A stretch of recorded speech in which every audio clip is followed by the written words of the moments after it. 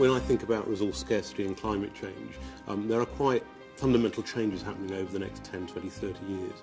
Firstly, the number of people on the planet is going to grow, and by 2025 we could have 8 billion, by 2050 9 to 10 billion. Those people are going to want to eat food, consume power, consume water. About 50% more energy, 40% more water, 35% more food will be needed to feed and house and clothe those people, to give them a way of life. For decades now, science has been telling us that we can expect to see certain levels of sea level rise, regardless of whether we stop producing greenhouse gas in the global economy for the next 20 years or so. So some of these big issues are locked in. Others are definitely reducible and will need to improve the quality of what we do and how we do it. That's going to take some time. We need to reduce carbon emissions at 6% per annum if we're going to avoid dangerous climate change. We're currently doing about 10% of that, 0.7% per annum. I think where we really need to focus is on the collision between megatrends. So, for example, the impact of changing climate on water scarcity, on food production, the impact of technology on slowing climate change. It's quite easy to say, well, I'm not changing my market focus, I'm remaining, for example, in the UK. What's going to change for me because I'm very familiar with this market? The difficulty is that many of the impacts of climate change and resource scarcity will be felt overseas.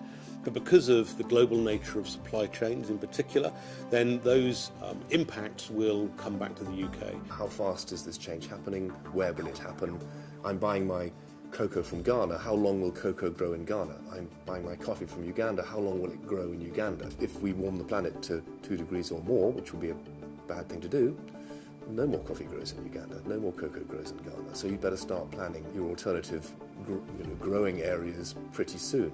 When I think about what PwC can do to really help its clients, both public sector governments, for example, and private sector, those organisations are facing exactly the challenges that we've described. And if we can begin to translate our understanding of the megatrends into business issues, for example, how do I think about my corporate strategy in a way that looks at the new market opportunities for new technologies, for example? What risks do I face in my supply chain? How do I reduce cost and reduce dependence on scarce natural resources? Smart companies are looking at something like water and mapping the world over the next few decades and saying, where are the people going to be? Where's the water going to be? Can we honestly justify a heavy water footprint? The Chinese import vast amounts of water-intensive products like beef, for example, from wetter parts of the world. They don't want to produce beef in China. They want to use their water for something else. So it's already becoming a virtual currency. And if you look at our CEO survey and you look at the questions around how important do you as CEOs think sustainability and climate change are, it's a sort of top 3 issue, and 50% of CEOs saying we think it's important. I remember as a child my father always saying to me, turn off the lights, boy. In fact, it's now my children saying that to me. So I think we're seeing a generation of behavioural change, which perhaps will be the most important way that we can personally take some responsibility for avoiding dangerous climate change. On resource scarcity, let's try to decouple our ambition to have more stuff with the need to own and replace as much as we do. And that doesn't need to be a bad place. That doesn't mean to say you're darning your socks for the next 30 years, but it does mean waste less, choose carefully, and be aware. I think we have an absolutely brilliant opportunity to help our clients understand the global context of these megatrends, both from a domestic market point of view, but as they expand overseas. And we're a global firm. We all know that prevention is better than cure.